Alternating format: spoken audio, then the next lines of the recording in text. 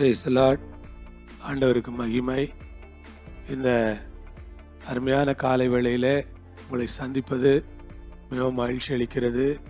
இயேசுவின் நாமத்தில் உங்களை வாழ்த்துகிறேன். எபிரேயர் 7:24 இவரோ என்றென்றைக்கும் நிலைத்திருக்கிறபடியினாலே. ஆமென்.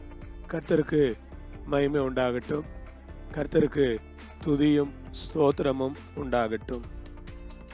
பழைய ஏற்பாட்டில் ஆசாரியர்கள் மாறிக்கிட்டே இருந்தாங்க. ஒரு ஆசாரியன் மரிச்சு போயிட்டா இன்னொரு ஆசாரியன் பிரதான ஆசாரியனாக வரணும். ஒரு ஆசாரியன் மரிச்சிட்டா இன்னொரு ஆசாரியன் ஆசாரியனாக வரணும். இப்படி நிறைய ஆசாரியர்கள் வந்து போய்கிட்டு இருந்தாங்க. ஆனால் புதிய ஏற்பாட்டில் வரும்போது நமக்கு ஒரே ஒரு மகா பிரதான ஆசாரியர் இருக்கிறார். அந்த மகா பிரதான ஆசாரியர் தான் ஆண்டவராகிய இயேசு கிறிஸ்து. அதனால தான் அவரை பற்றி எபிரேயர் நிருபத்தில் என்ன சொல்றாரு? இவரோ என்றென்றைக்கும் நிலைத்திருக்கிறபடியினாலே. இவருக்கு மரணம் இல்லை, இவருக்கு அழிவு இல்லை, இவர் மரணத்தை சந்திக்க மாட்டாரு. இவர் என்றென்றைக்கும் நிலைத்திருக்கிறார். ஒரு நிலைத்திருக்கிற ஆசாரியர், என்றென்றைக்கும் வாழுகிற ஒரு ஆசாரியர். அதனால பைபிள் சொல்லுகிறது இவர் நிலைத்திருக்கிறார், என்றென்றைக்கும் நிலைத்திருக்கிறபடியினாலே. ஆண்டவருக்கு மகிமையோ கனமோ உண்டாவதாக. என்றென்றைக்கும் நிலைத்திருக்கிறபடியினாலே. ஆமென். கர்த்தர் உங்களை ஆசீர்வதிப்பாராக. என்றென்றைக்கும் நிலைத்திருக்கிற ஒரு ஆசாரியராக இவரை நாம் பார்க்கிறோம்.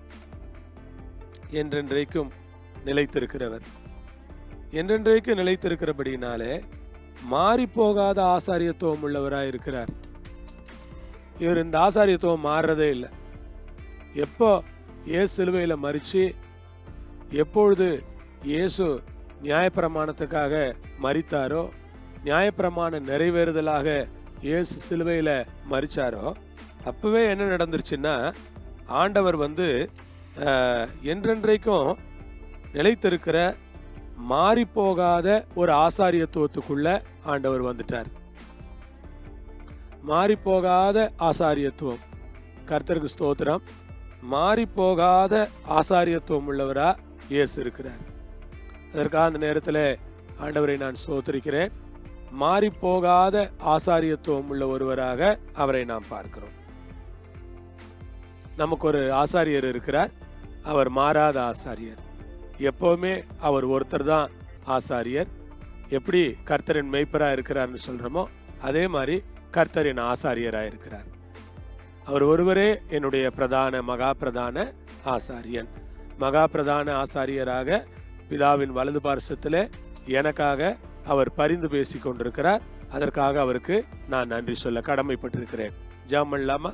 நல்ல ஆண்டவரே, அருமையான வேலைக்காக ஸ்தோத்திரம். மகா பிரதான ஆசாரியராக இருக்கிற ஆண்டவருக்கு ஸ்தோத்திரம். என்றென்றும் மாறாத ஆசாரியத்துவத்தை உடையவராக இருப்பதற்காகவும் ஸ்தோத்திரம்.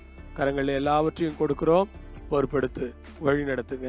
இயேசுவின் நாமத்திலே பிதாவே, ஆமேன். ஆமேன். கர்த்தர் உங்களோடு இருப்பார், உங்களை ஆசீர்வதிப்பார். ஆமேன். ஆமேன்.